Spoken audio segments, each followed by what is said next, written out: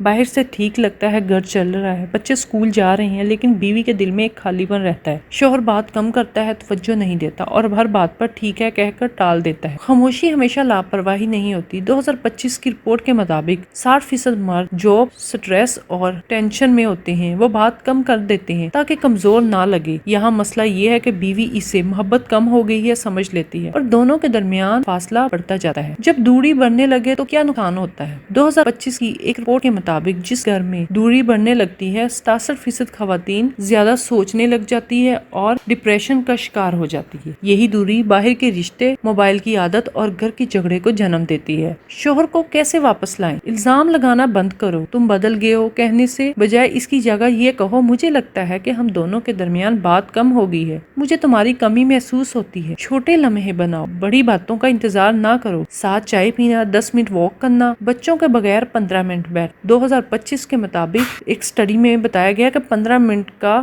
ہفتے میں بیٹھنا بہت سے فاصلوں کو کم کرتا ہے۔ اس کی دنیا میں دلچسپی لو، وہ کام، دوست یا شوق جسے وہ اہم سمجھتا ہے اس پر 2 منٹ بات کرو۔ مرد اس کے قریب ہوتے ہیں جہاں وہ خود کو رسپیکٹڈ محسوس کریں۔ اپنی زندگی کو بھی جیو، شوہر کی توجہ کے لیے خود کو مکمل سٹاپ نہ کرو۔ جب تم کانفیڈنٹ اور مصروف ہوگی تو وہ خود کھینچا چلے آئے گا۔ اگر بات نہ بنے تو تھرڈ پرسن لاؤ، کسی بزرگ، بہن، بھائی یا کو شامل کرو۔ 2025 کے مطابق 55% جوڑے صرف اس لیے بچ گئے ہیں کیونکہ انہوں نے کسی بزرگ کو بیچ میں بات کروائی ہے جب حد پار ہو جاتی ہے۔ اگر آپ کا شوہر کسی دوسرے رشتے میں ملوث ہے تو صرف صبر کافی نہیں، اس وقت اپنی عزت اور ذہنی صحت کو پہلے رکھو۔ گھر بچانا اچھا ہے لیکن خود کو مٹا کر نہیں۔ شوہر کی دوری کا مطلب ہمیشہ محبت کا ختم ہونا نہیں ہوتا، اکثر یہ تھکن، خاموشی اور غلط فہمی کا نتیجہ ہوتی ہے۔ اگر تم حکمت، صبر کے ساتھ قدم اٹھاؤ تو یہی دوری دوبارہ قربت میں بدل سکتی ہے۔